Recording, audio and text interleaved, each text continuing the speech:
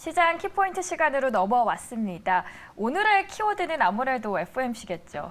맞습니다. FOMC 얘기를 먼저 해봐야겠죠. 첫 번째 포인트부터 말씀드리도록 하겠습니다.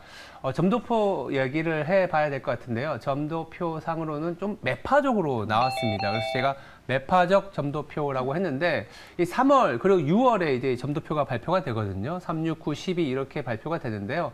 3월에 비해서 6월의 점도표는 50bp를 더 올렸습니다. 그러니까 5.25% 수준이었던 점도표의 어떤 올해의 최종금리 레벨을 간밤에는 5.6% 라인까지 올렸기 때문에 이 점도표가 발표가 됐을 때의 미증시는 하락폭이 조금 컸었습니다. 다분히 경제지표라는 부분들이 그러니까 나중에 이제 해석을 하는 게 이런 거였어요. 점도표가 상향 조정된 이유는 뭐랄까요? 너무 경제가 좋기 때문에 올렸다. 이런 식으로 얘기를 했거든요. 그래서 기본적으로는 점도표가 5.75% 이까지 찍은 의원수가 1명에서 3명까지 늘어났다라는 거는 그만큼 경제가 좋다. 이렇게 해석을 하고 있는 거죠. 그래서 일단 시장 자체가 변동성을 보인 부분들은 있었지만 점도표에 대해서 긴축으로 보는 게 아니라 약간 이 경제 지표가 괜찮다라는 식으로 해석하는 걸로 전환이 됐다. 이렇게 보시면 될 것 같습니다. 네, 점도표 확실히 포인트였고요. 18명의 위원 중에서 12명이 점도표 중간값에 점을 찍으면서 물가 안정을 위해 추가 2차례 금리 인상이 좀 필요하다라는 데 동의를 한 것 같습니다. 매파적인 점도표 뒤에는 뭐가 따라올까요? 기자회견이죠. 기자회견은 저는 한마디로 이 파월 랠리, 랠리라고 하기에는 시장이 그렇게 강한 상승이었냐라고 하겠지만 점도표가 발표가 되고 나서 시장이 좀 하락폭이 컸었거든요. 간밤에 좀 새벽에 일어나서 보신 분들은 이게 큰일 났다 하시겠지만 그쵸. 파월의 기자회견을 통해서 되려 시장은 빠르게 안도를 했습니다. 한마디로 저는 이렇게 표현하고 싶어요. 점도표만큼 자신 없다. 점도표는 50bp를 올해 말까지 2번의 금리 인상을 넌지시 제시는 했지만 파월 연준 의장에서 입이 나온 해석은 그만큼 자신이 있지는 않아라고 이제 해석을 하고 있습니다. 그러다 보니까 S&P, 나스닥, 그리고 다우도 마이너스이긴 하지만 그 폭을 상당히 줄였습니다. 어떤 부분이냐면 아직 이 정해진 게 없다. 7월의 금리 인상 우리 지금 들어오는 데이터 보고 확인하겠다. 원론적인 얘기를 했고요. 근데 데이터를 보면 금리 인상을 과연 할 수 있을까라는 정도의 물가 하락이 나타나고 있기 때문에 시장이 조금은 안도한 것 같고 더불어서 이 말도 했어요. 균형금리, 즉 이 긴축을 하기에 딱 적절한 만큼까지 온 것 같아 라는 얘기를 한 거죠. 그러면 안 올릴 수도 있겠다라는 얘기를 하는 겁니다. 그래서 지금 시장에서 바라보는 그 정도의 포인트인 것 같아요.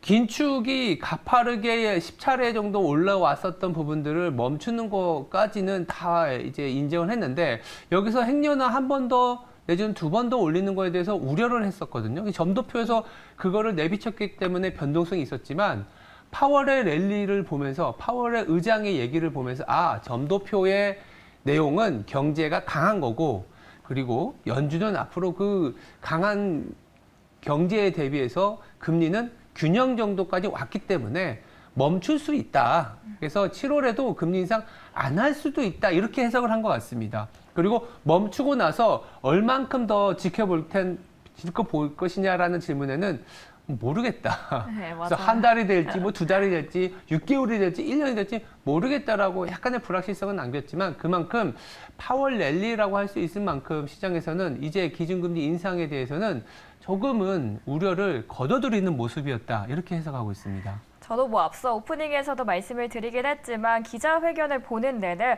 좀 힘이 빠진 매파의 모습이 맞아요. 연출이 되는 게 느껴졌었고요. 그리고 말씀해 주셨듯이 나도 몰라라는 이야기들을 좀 반복하는 모습에 있어서 좀 완화적인 태도가 비춰졌습니다.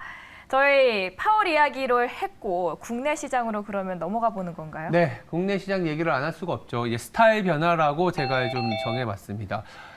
어제 우리 시장이 생각보다 좀 변동성이 있었습니다. 코스닥은 더 심했고, 네.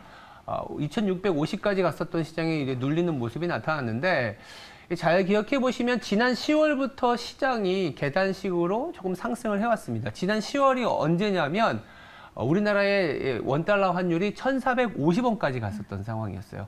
지금은 1,250원까지 가파르게 내려왔지 않습니까? 네. 200원의 랠리, 그리고 시장도 2,200이 안 된 수준에서 2,600까지 가파르게 상승했습니다. 원동력은 아무래도 피벗에 대한 기대감이 10월부터 생겨나기 시작했었거든요. 근데 이미 이제는 피벗이 어떻게 보면 딱 진행이 됐습니다. 금리 인상이 동결이 된 거죠. 근데 우리나라 시장이 공교롭게도요, 딱 자본 총계만큼 올라왔어요. PBR 1배. 그래서 피벗에 대한 기대감으로 올라왔고, 시장도 그만큼의 가격이 왔었다라는 거죠. 그리고 원달러 환율도 200원이라는 가치가 급격하게 상승을 했습니다. 근데 여기서 시장이 멈출 거다라는 얘기를 드리는 건 아니지만 가파르게 올라온 만큼 비싼 업종과 싼 업종들이 혼재해 있을 거고, 그리고 경기가 또 바닥을 지나가다 보니까 경기 바닥을 지나가게 된다라는 거는 뭐냐면 그동안에 살 수 없었던 업종이 조금씩은 살 수 있는 업종으로 변한다라는 거예요. 이익을 낼 수 있는, 내지는 이제는 밸류에이션이 회복될 수 있는 업종이 생겨날 수 있다라는 얘기인데, 공교롭게도 아직은 뭐랄까요, 이 시장 상승에서 소외된 업종들이 많습니다. 어제는 2차 전지도 하락하고 그랬었지만, 그렇죠. 어쨌든 고공권에서의 변동성이라고 보면 아직도 이제 저가에서 거래되는 업종들이 많거든요. 이런 업종들이 순환매의 대상이 되면서 시장이 어쩌면 약간은 이 횡보 장세, 너무 비쌌고 주도 업종들은 좀 다시 올라가기 위한 힘을 마련하는 구간이고, 그 사이에서는 이제 좀 순환매로 좀 소외되었던 업종들, 그리고 대형주보다 중소형주가, 특히 중형주가 시장에서는 좀 소외가 됐었는데, 이런 중형주 시가총액에서는 아니면 업종에서 소외된 업종들이 바통을 이어받아서 시장의 어떤 기회를 제공해주는 그런 기간이 앞으로 7월 실적 시즌까지, 실적 시즌 되면 또 고성장주들 다시 한번 또 치고 나갈 수 있긴 한데, 그 정도까지의 기간을 좀 벌어주지 않겠냐라는 생각에서 스타일 변화를 말씀드렸습니다. 2차 전지 많은 분들이 궁금해하실 것 같습니다. 이게 오히려 위기냐 아니면 기회가 될 수 있냐, 의견이 다소 분분한데 어떻게 보실까요? 어제 나왔던 뉴스가 좀 있었어요. 중국의 모 업체가 미국에 공장을 세우는 거에 허가받았다. 근데 간밤에 또 실패했다는 뉴스가 나왔기 때문에 빠르게 어제의 변동성 노이즈는 좀 소진될 가능성이 높습니다만, 여전히 큰 틀에서는 2차 전지에 대한 부분들은 성장성, 미국의 수출이 상당히 많은 모멘텀을 가져가기 때문에 쭉 이어갈 건 맞아요. 근데 이제 그 밸류에이션적인 부분, 중간중간에 좀 어떤 실적을 소화하는 그런 구간이 펼쳐지는 거라고 보시면 될 것 같아요. 오늘 시장 FOMC 통해서 국내 증시까지 쭉 흐름 살펴봤습니다. 지금까지 시장 키포인트 시간이었고요. 자세한 이야기들은 월가외부 시간에서도 함께 해주시면 감사하겠습니다.